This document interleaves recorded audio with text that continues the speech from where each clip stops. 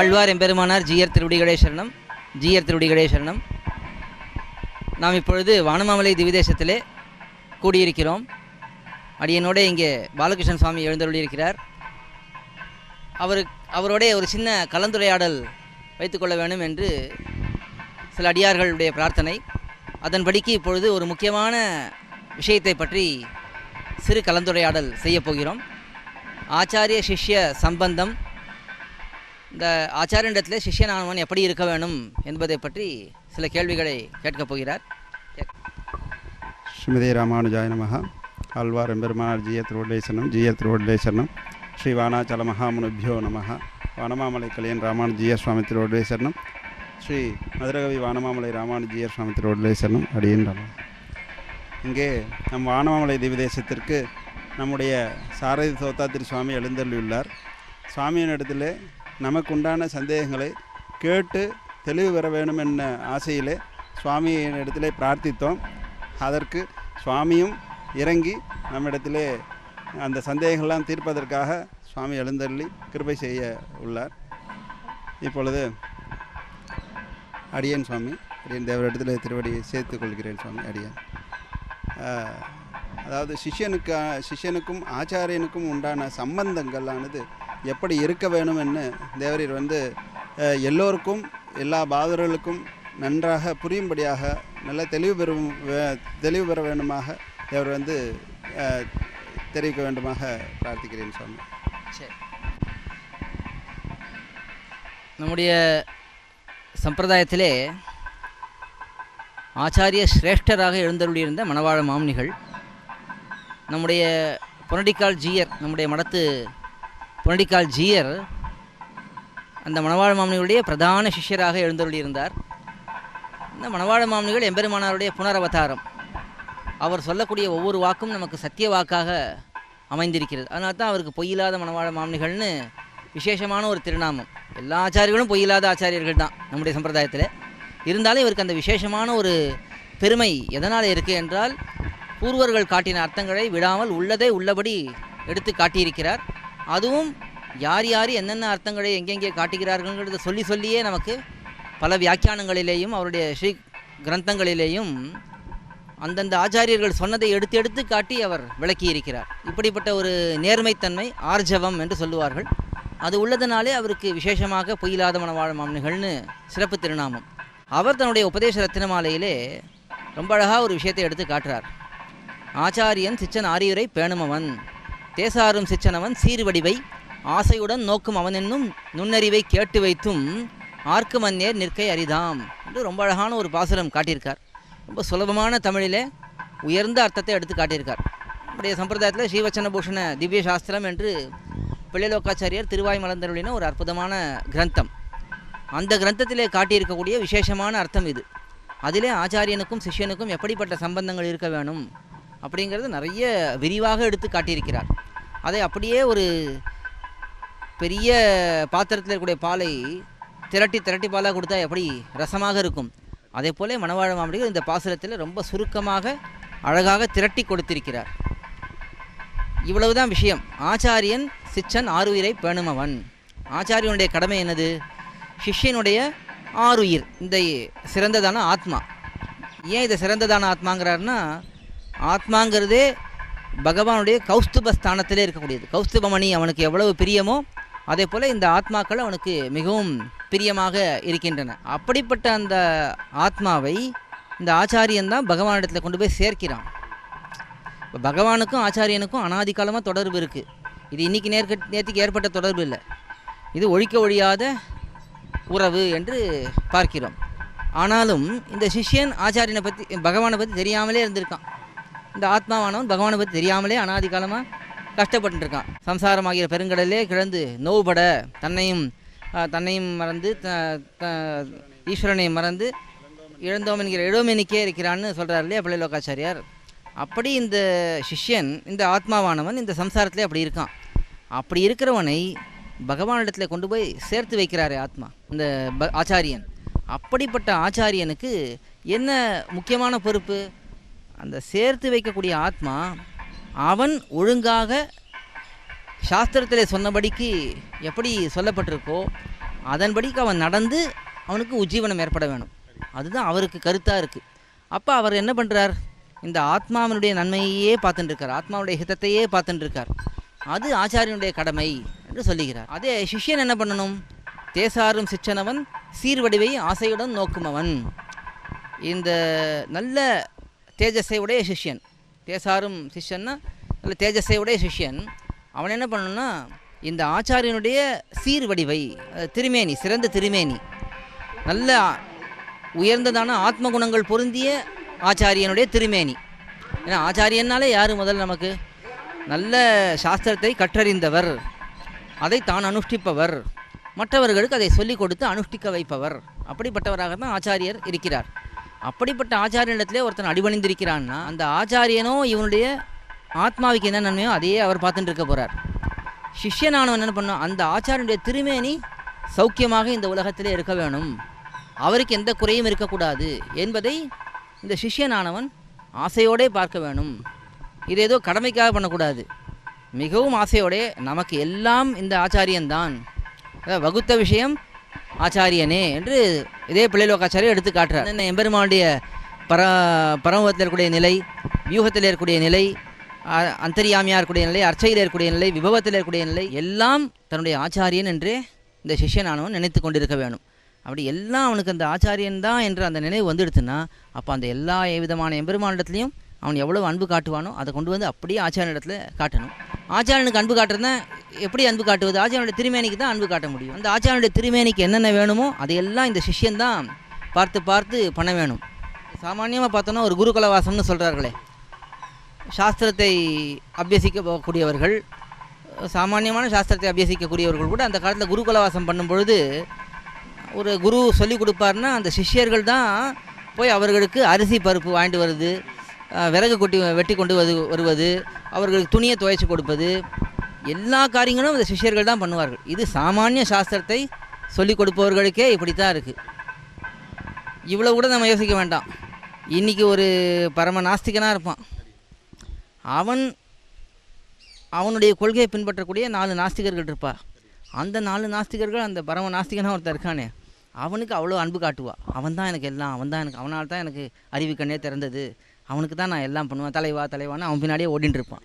இப்போ சாமானியமாக இருக்கக்கூடியதுலேயே இவ்வளவு அந்த ஒரு ஆச்சாரிய பக்தியோடு இருக்கக்கூடியவர்கள் விசேஷமாக நமக்கு ஆத்ம ஞானத்தை ஏற்படுத்தி பரமபதம் என்ற அந்த ஒரு உயர்ந்த ஸ்தானத்தை நமக்கு பெற்றுக் கொடுக்கக்கூடிய ஒரு ஆச்சாரியன் இருக்காருன்னா அப்போ அவருக்கு எவ்வளவு இந்த சிஷ்யனானவன் பண்ணணும். அப்போது நிறைய கடமை இந்த சிஷ்யர்களுக்கு இருக்குது. அது பலவிதமாக காட்டுறார்கள் நம்முடைய பெரியோர்கள். முதல்ல அந்த சிஷ்யர் என்ன பண்ணணும்னா ஆச்சாரியனுடைய தேகத்துக்கு என்னென்ன தேவையோ, அவர்னா இப்போ அவர் மட்டும் இல்லை, அவர் சன்னியாசியாக இருந்தால் அவருடைய மடத்துக்கு என்ன தேவையோ, அவர் கிரகஸ்தரான ஆச்சாரியராக இருந்தால் அவருடைய திருமாளிகைக்கு என்ன தேவையோ, அவர் குடும்பத்துக்கு என்ன தேவையோ அதை அத்தனையும் சிஷ்யர்கள் தான் பொறுப்பெடுத்து பார்க்கணும். ஒரு ஆச்சாரியன் போய் வெளியில் போய் ஏதோ ஒரு காரியத்துக்காக நிற்கிறதோ, அது எந்த காரியமாக இருக்கட்டும், பண தேவையாக இருக்கட்டும், ஏதோ ஒரு வேலை நடக்கணுமா இருக்கட்டும், அதுக்கெல்லாம் ஆச்சாரியன் போய் அங்கே பண்ணக்கூடிய சூழ்நிலையே வைக்கக்கூடாது. இது எல்லாவற்றையும் சிஷ்யர்கள் பொறுப்பாக இருந்து பார்த்துக்கணும். அதுக்கு மேலே ஆச்சாரியனுடைய திருநக்ஷத்திரம் அந்த வைபவத்தை சிஷ்யனானவன் நன்றாக நடத்த வேணும். இது ஆச்சாரியனுக்கு சிஷ்யன் செய்ய வேண்டிய தலையாய கடமை. அந்த ஆச்சாரியனுடைய திருநக்ஷத்திரம் எப்போங்கிறத விசாரித்து அவருக்கு என்னென்ன அந்த சமயங்களில் தேவைங்கிறத பார்த்து அப்போ என்னென்ன விசேஷமாக பண்ணணுமோ அதெல்லாம் இந்த சிஷ்யன் பண்ணணும். அதே ஆச்சாரியன் திருநாட்டுக்கு சென்று விட்டார் என்றால், ஆச்சாரியன் திருவடியை அடைந்து விட்டார் என்றால், அவருடைய தீர்த்த பரிபாலனம், அவருடைய திருவத்தியனத்தை எப்படி புத்திரர்கள் நடத்துகிறார்களோ அதுபோல் சிஷ்யர்களும் அந்த பொறுப்பெடுத்து இந்த திருநக்ஷத்திரம் தீர்த்த பரிபாலனம் பண்ணணும் அப்படிங்கிறது முக்கியமாக காட்டப்படுது. இதெல்லாம் நம்ம பெரியவர்களுடைய அனுஷ்டானத்திலே பார்க்கலாம். எப்படி இப்போ மணவாழ மாமனிகள் தானே திருவாய்மொழி பிள்ளையுடைய சரம காலத்தில் கூடவே இருந்து எல்லா கைங்கரையும் பண்ணி முடித்து விட்டு அதுக்கு பிறகு தான் இங்கே திருவரங்கம் பெரிய கோயிலுக்கு எழுந்தருளுகிறார். திருவாய்மொழி பிள்ளை கூரகுலோத்தமதாசர் கூடவே இருந்து அவருடைய சரம கைங்கரியங்கள் எல்லாம் முடித்து அதெல்லாம் பூர்த்தியாக பண்ணின பிறகு தான் அவரை விட்டு பிரிந்து வருகிறார். எப்படி பல ஆச்சாரியர்களுடைய சரித்திரத்தில் நாம் பார்த்தோம்னா அந்த சிஷ்யர்களானவர்கள் திருநக்ஷத்திர தீர்த்த பரிபாலனம் நன்றாக பண்ணியிருக்கிறார்கள்னு தெரிகிறது. அது மட்டும் இல்லாமல் தன்னுடைய விஷயத்திலே அவன் எவ்வளவு எண்ணம் வைத்துக்கொண்டு நன்மை பண்ணணும்னு நினைக்கிறானோ அதெல்லாம் தன்னுடைய ஆச்சாரியனுக்கு முதல்ல அவன் பண்ணணும். அது பண்ணிட்டு தான் அந்த காரியங்களை தனக்கு பண்ணிக்கணும். இப்போ நமக்கு ஏதோ ஒரு பண்டிகை வருது, நமக்கு ஒரு வஸ்திரம் எடுக்கணும்னா முதல்ல ஆச்சாரியனுக்கு எடுக்கணும். அதே போல் தனக்கு ஒரு வைபவம் வருது, ஏதோ ஒன்று பண்ணிக்கணும், நிறைய பொருள் செலவு பண்ணி பண்ணால் அதே மாதிரி ஆச்சாரியனுக்கு பண்ணணும். இப்படி நிறைய விஷயங்கள் நம்முடைய சம்பிரதாயத்தில் பெரியோர்கள் எப்படியெல்லாம் வாழ்ந்திருக்காருங்கிறத வைத்து இதெல்லாம் நம்ம புரிஞ்சுக்க முடியும். ஆனால் இதில் என்னென்னா நமக்கு சிலதெல்லாம் நடைமுறையில் வரும்பொழுது நாம் அந்த அளவுக்கு பண்ணுவதில்லை. எல்லாருமே வந்து ஏதோ ஓரளவுக்கு நாம் ஆச்சாரியனை போய் சேவிக்கிறோம், ஏதோ சமர்ப்பிக்கிறோம்.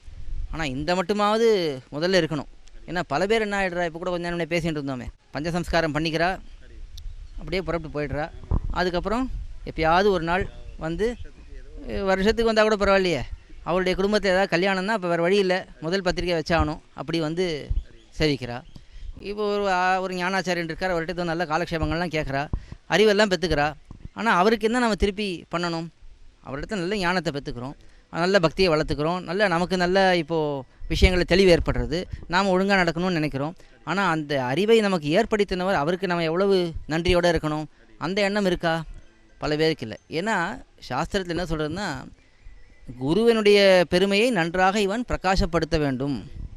எங்கே நம்ம பேசினாலுமே இப்போ அடியர் இடத்துல கேட்டால் என்ன சொல்வேனா, அடியனுக்கு இப்போ ஏற்பட்டிருக்கக்கூடிய நன்மையெல்லாம் ஸ்ரீமத் பரமஹம்ச சேத்தியாதி வானமாமலை ராமானுஜியர் சுவாமி, பட்டபிரான் சுவாமி, 29வது பட்ட சுவாமி அவருடைய திருவடி சம்பந்தத்தினால தான் இத்தனை நன்மைகள் ஏற்பட்டிருக்கு. அது மட்டும் இல்லாமல் எத்தனையோ ஆச்சாரியர்கள், கிரந்த காலக்ஷேபம் பண்ணியிருக்கக்கூடிய ஆச்சாரியர்கள், வாதிகேசரி அழகிமனான ஜியர் சுவாமி, இப்பொழுது எழுந்தருளி இருக்கக்கூடிய சுவாமி, வேலுக்குடி ஸ்ரீ கிருஷ்ணன் சுவாமி, கோமடம் சம்பத்குமாராச்சாரிய சுவாமி, இப்படி எத்தனையோ சுவாமிகளிடத்தில் ஒரு பழகி அவர்களுடைய கிருபையினாலே நமக்கு இந்த ஞானமானது கிடச்சிருக்கு. அதனால தான் நாம் ஏதோ இப்போ ஒரு 4 வார்த்தை பேச முடியறதுன்னா அந்த பெருமைகள்லாம் அவர்கள் தானே காரணம். இப்போ நம்முடைய ஞானமோ நம்முடைய பெரிய ஒரு சக்தியோ இதெல்லாம் ஒன்றும் இல்லையே. ஏன்னா எளிய எலும்பர்களாக இருக்கும். இப்போ நமக்கு ஏதோ ஒரு நன்மை ஏற்பட்டிருக்குன்னா அவர்கள் கொடுத்த அந்த ஞானத்தினால தான் அந்த ஒரு நன்மை ஏற்பட்டிருக்கு. அப்போ அவர்களுடைய பெருமையை தான் நம்ம, அந்த ஆச்சாரியர்கள் நமக்கு இவ்வளோ ஞானம் கொடுக்கறதுனால தான் இப்போ நம்மளால் இப்படி ஒரு பேச முடியறது, இப்படி ஒரு நம்ம ஒரு சம்பிரதாயத்தில் நம்ம நடக்க முடியறதுன்னா அப்படி அதுக்கெல்லாம் காரணம் அவர்கள் தானே. அதுக்கு நம்ம எப்பொழுதுமே அந்த கிருத்தஞத்தை வச்சுருக்கணும். நம்மளால் ஆன மட்டும் அவர்களுக்கு என்ன நம்ம கைங்கரியங்கள் பண்ணணுமோ அதை கண்டிப்பாக பண்ணணும். இது பொதுவாக ஆச்சாரியர்களுக்கும் சிஷ்யர்களுக்கும் இருக்கக்கூடிய அந்த ஒரு பரிமாற்றங்கள்னு வரும்பொழுது, சிஷ்யரானவர் கண்டிப்பாக தன்னுடைய ஆச்சாரியனுக்கு எல்லா விதத்திலையும் அவருடைய திருமேனிக்கு என்னென்ன கைங்கரியங்கள் தேவையோ அத்தனையும் இந்த சிஷ்யர்களுடைய பொறுப்பு தான். இது வந்து இன்றைக்கி ரொம்பவே குறைஞ்சி போயிடுது. அந்த காலத்தில் இது ரொம்ப சகஜமாக இருந்தது. ஏன்னா யாராக இருந்தாலும் சிஷ்யர்னா ஆச்சாரியனை தேடி வருவார், ஏதோ ஒரு அவர்களுக்கு என்னென்ன தேவைங்கிறத கேட்டு விசாரித்து அதை சமர்ப்பிக்கிறது. ஏன்னா அந்த காலத்தில் ஆச்சாரியர்களாக இருப்பவர்களுக்கும் ரொம்ப பெரிய திரவியமெல்லாம் இருக்காது, இவர்கள் வந்து சமர்ப்பிக்கிறது தான். இப்போ ஒரு காலப்போக்கில் என்ன ஆகிடுதுன்னா, சில பேர் அவரவர்களே கொஞ்சம் திரவியங்கள்லாம் சேகரிக்கவே, நம்மளாலே என்ன இவருக்கு புதுசாக ஆக போகிறது, நாம் சமர்ப்பித்து தான் இவருக்கு சேர போகிறதா, இல்லை அவர் சமர்ப்பிச்சிடுவார், இவர் சமர்ப்பிச்சிடுவார், அவருக்கு தான் பண்ணுறவர் இருக்காரே அப்படிங்கிற எண்ணம்லாம் வந்துடுறது. அந்த மாதிரி எண்ணமெல்லாம் வரக்கூடாது. ஏன்னா நமக்குன்னு கடமை இருக்கே. இப்போ ஒரு ஆச்சாரியனிடத்தில் ஒரு விஷயத்தை கற்றுக்குறோன்னா, குரு தட்சிணை இல்லாமல் கற்றுண்டா அது பிரயோஜனமே இல்லைன்னு சொல்லி எத்தனையோ இடங்கள் சாஸ்திரங்கள் இதெல்லாம் காட்டப்படுறது. இப்போ இதுக்குன்னு ஆச்சாரியன் போய் இப்போது குரு தட்சிணை கொடு அப்படின்னு ஒரு ஆச்சாரியனையும் கேட்க மாட்டார். நல்ல ஆச்சாரியனா கண்டிப்பாக கேட்கவே மாட்டார். அதுக்காக சிஷ்யனும் சரி இவர் கேட்கவே இல்லை, நாம கொடுக்கவே வேண்டாம் அப்படின்னு விட்டுட்டாருன்னா அப்போ இவருக்கு தான் அந்த ஸ்வரூபம் போயிடும். ஆச்சாரியனை பொறுத்த வரைக்கும் அவருடைய சொரூப நாசம் ஒன்றுமே ஆகாது. ஏன்னா அதுவும் இருக்குது ஒரு முக்கியமான காரணம். அது விடக்கூடாது. சிஷ்யர்கள் வந்து அந்த நிலைக்கு ஆச்சாரியனை தள்ளிடக்கூடாது. அவர்களுடைய கடமை அவர்கள் நன்னா பண்ணணும். இவரும் அதில் ஆசை இல்லாமல் இருக்கணும். இப்போ சிஷ்யன் ஏதோ ஒன்று சமர்ப்பித்தாலும் கூட இவர் நிறைய சமர்ப்பிச்சிருக்கார், இவரிடத்துல நிறைய நேரம் நம்ம பொழுது போக்கலாம், அவர் குறைவாக சமர்ப்பிச்சுக்கிறார், ஆனால் அவரிடத்துல நம்ம வந்து அவ்வளவு கணிசிக்க வேண்டாம். இவர் 10,000 கொடுத்தாருன்னா இவருக்கு இந்த பழம், இவர் 2,000 கொடுத்தாருன்னா இவருக்கு இந்த பழம், இப்படியெல்லாம் நம்ம சமர்ப்பித்தோம், இப்படியெல்லாம் நம்ம பாகுபாடு பாடுங்கன்னா அப்போது அந்த ஆச்சாரியங்கிற அந்த ஒரு ஸ்தானத்தில் ஒரு கொத்தை வந்துடும், ஒரு குறை வந்துடும். அது இல்லாமல் ஆச்சாரியனும் பார்த்துக்கணும். அதே போல் இந்த சிஷ்யன் கொடுக்குறானேங்கிற அந்த எதிர்பார்ப்பும் அவருக்கு இருக்கக்கூடாது. ஏன்னா இதெல்லாம் நமக்கு பூர்வாச்சாரியர்கள் ரொம்ப விரிவாக எடுத்து காட்டியிருக்கா. ஆச்சாரியன்னா எப்படி இருக்கணும், தனக்காக எந்த எண்ணமும் இருக்கக்கூடாது, தன்னுடைய கடமை மற்றவர்களுக்கு உபதேசம் பண்ணுவது, அவர்களை நன்றாக திருத்தி வழிகாட்டுவது, அதுக்கு முன்னாடி அதெல்லாம் தான் நடத்தி காட்டணும். இதெல்லாம் இப்போ ஒரு கைங்கரியம் பண்ணணும்னு சொல்கிறார் சுவாமி. தேவரைக்கே கைங்கரியம் பண்ணுறீன்னு கேட்டால் அதெல்லாம் பண்ணுறா, நமக்கு எதுக்கு அதெல்லாம், நான் தான் இது பண்ணுறேன், இது ஒரு கைங்கரியம் அப்படி சொல்லிட்டோன்னா அப்படி கிடையாது. எல்லாருக்கும் இந்த சம்பிரதாயத்தில் ஸ்ரீ வைஷ்ணவ சம்பிரதாயம் அவரவர்களுக்குன்னு சில கைங்கரியங்கள் ஏற்பட்டிருக்கு. அந்த கைங்கரியங்களை எல்லாரும் முன்னாடி நின்று ஒரு முன்மாதிரியாக இருந்து அதை வழி நடத்தி காட்டணும். அப்போ தான் மற்றவர்களுக்கு அது சுலபமாக புரியும். வெறும்னா உபதேசம் மட்டும் பண்ணிகிட்டே இருந்தோம்னாலும் அது பிரயோஜனப்படாது. ஏனெனில் இப்போது எம்பெருமானே என்ன பண்ணுறான், ராமாவதாரத்தில் நடத்தி காட்டிட்டு தான் அப்புறம் தான் கிருஷ்ணாவதாரத்தில் வந்து உபதேசம் பண்ணுறான் விரிவாக. அதனால் ராமாவதாரத்தில் அவன் என்னென்ன உண்டோ அத்தனை தர்மத்தையும் அவன் நடத்தி காட்டிட்டான். சாமானிய சாஸ்திரத்துலேருந்து விசேஷ சாஸ்திரம் வரைக்கும் பெரியவர்களுடைய வார்த்தையை மதிக்கணும்னு சாமானிய சாஸ்திரத்துலேருந்து சரணாகதி பண்ணினவன் எப்படிப்பட்டவனாக இருந்தாலும் அவனை ஏற்றுக்கணும்னு விசேஷமான தர்மத்து வரைக்கும் மொத்தமாக அனுஷ்டித்து காட்டி தான் பிற்பாடு உபதேசம் பண்ணுறார். அதனால் எம்பெருமானே அப்படி பண்ணுறா. பூர்வாச்சாரியர்களும் கேட்கவே வேணாம். ஒரு ஸ்ரீமன் நாதமுனிகள் தொடக்கி எம்பெருமானாராக இருக்கட்டும், எம்பாராக இருக்கட்டும், பட்டராக இருக்கட்டும், நஞ்சீராக இருக்கட்டும், அனைவரும் அந்த அனுஷ்டானத்தில் இருந்து தான் மற்றவர்களுக்கு உபதேசம் பண்ணியிருக்கா. அதனால் அப்படி இருக்கக்கூடியவர்களை பார்க்கும்போது தான் நமக்கு ஒரு உகப்பும் ஏற்படுறது. எல்லாத்தையும் ஒருத்தர் எதுவும் வேண்டாம் அப்படின்னு தியாகம் பண்ணிவிட்டு இந்த கைங்கரியத்திலே இருக்கிறாருன்னா அவருக்குன்னு தனி ஒரு வைபவம் தான். அதை நம்ம மறுக்கவே முடியாது. மற்றதையும் பண்ணிட்டு இதுவும் பண்ணிட்டு இருக்கேன்னா அது ஒரு விதம். இதுவே நம்ம கைங்கரியமே புருஷார்த்தம், கைங்கரியமே உத்தேசியம் அப்படின்னு இருக்கிறவர்கள் அது ரொம்பவே நமக்கு உகப்பு தானே. அதனால் அப்படி முன்மாதிரிகளாக இருந்தார்கள்னா கண்டிப்பாக சிஷ்யர்கள் அதை ஏற்றுண்டு அவர்களுக்கு இன்னமும் இவர்கள் ஊத்தத்தோடு பண்ண இப்படியும் அதுதானே பிள்ளைலோகாச்சாரியர் துவய பிரகரணத்தில் காட்டுறார் இல்லையா. இப்படி இருக்கும் ஸ்ரீ வைஷ்ணவர்கள் ஏற்றமறிந்து நன்றாக உகந்திருக்க வேணும்னு அவர்களிடத்தில் மிகவும் மதிப்போடு இருக்கணும்னு காட்டுறாரு. அப்படி ஒருத்தர் இருக்கார், ஒரு व्यक्ति இருக்காருன்னா அவருக்கு நாம் மிகவும் கீழ்ப்படிந்து அவருக்கு என்னென்ன தேவையோ அத்தனை கைங்கரியங்களும் பண்ணி கொடுத்தோன்னா அதுதான் நமக்கு கர்த்தவியம். இப்போ இதை தவிர நமக்கு பண்ண வேண்டியதுன்னு எதுவும் தனியாக இது பண்ணினோன்னாலே நமக்கு மற்ற இதெல்லாம் தன்னடையே அடங்கிடும். இது போல் விஷயங்கள் இந்த மாமுனிகளுடைய அந்த ஒரு பாசுரத்துலேருந்தே இந்த அர்த்தங்கள் எல்லாம் நாம் நல்லா புரிஞ்சுக்கலாம். ஆழ்வார் எம்பெருமானார் ஜீயர் திருவடிகளே சரணம். ஜீயர் திருவடிகளே சரணம். To learn such valuable information about our Sri Vaishnava Sampradaya, please download Koyil, KOYIL app from Google Play Store or Apple App Store. Our website is koyil.org, KOYIL.org.